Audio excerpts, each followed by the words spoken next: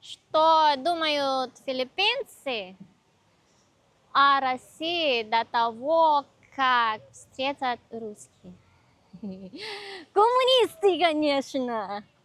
И они же серьезные. Как-то все боятся от них, потому что же они же сильные и ругаются. Вот такой же как-то почти нет позитив же. Но если...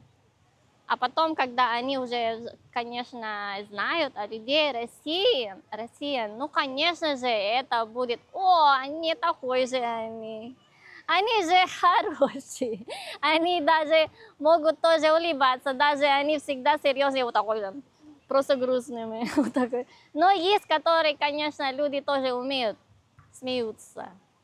Вот так, вон, они хорошие.